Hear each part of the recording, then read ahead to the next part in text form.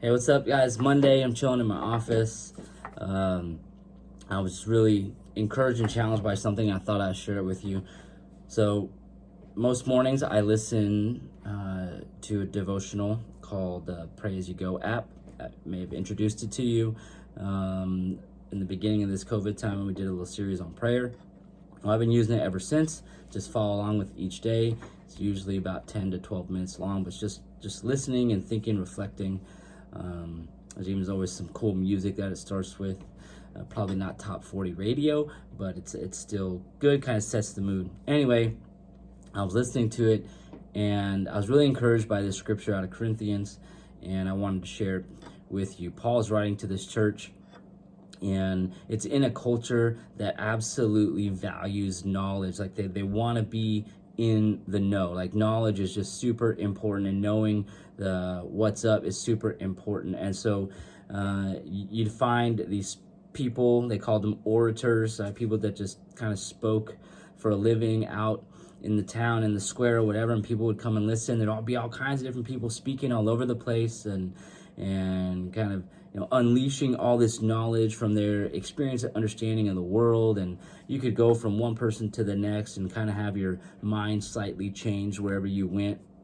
It sounds a lot like today, where we're bombarded with sound bites and clicks and tweets, and everybody sharing their opinion. Everybody thinks they know what's up, and it's kind of annoying, right? And I'm sure I participate in it too, because sometimes I feel like I really have something to say, and I feel like what I have to say is right. But it begs this question, like, where do we go for truth? Like, who do we go to be influenced by and to lead us, and how do we find information and what's important? So I want to share this scripture with you before this video goes way too long.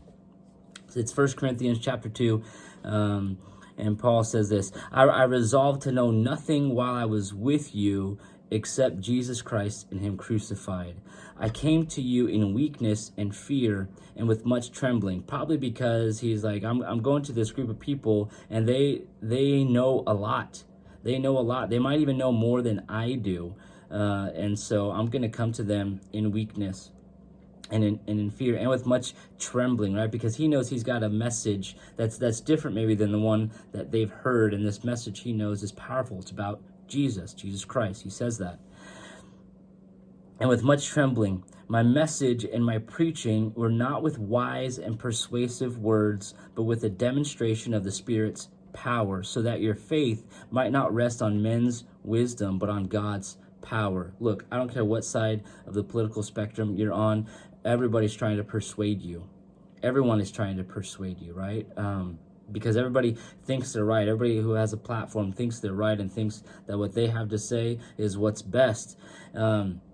And it can sound wise and it can sound persuasive, but you've got to test everything against the Spirit. Is it producing the fruit of the Spirit? Love, joy, peace, patience, goodness, kindness, gentleness, self-control. All of those things. Is it producing those things in you to demonstrate the Spirit's power? Not some person's power. Does it just promote some person and their power and their agenda? Then maybe it's not. Maybe it's not that wise. Maybe it's not that good. I love that he says, so that your faith might not rest on men's wisdom, or just say people's wisdom, human wisdom, but on God's power. That's why Jesus Christ came, and in part was to give us real wisdom. Jesus kind of personified wisdom. He was like God's wisdom in the flesh. And so we've got to look to Jesus. We've got to look to the Spirit that Jesus sent, right? To be in us, to lead us and test everything against what we know is good, because Jesus set the example and the Spirit testifies to it. Because we know deep down inside what's right. I believe that. We know deep down inside what's right. We just have a tendency to not do it, right? Because we're sinful. And so I hope that you'll just start praying about that, praying that you'd be led by the Spirit and not persuasive words or posts from your friends or even some family members. Even people who proclaim to be Christians, they might not even be worth listening to because of their message being skewed. And so test it all. Test it all. And I pray that the Spirit would give you wisdom as you grow and want to grow in your faith and just grow up to be the person God created you to be. So be careful about who you listen to. Peace out. Hope to see you soon.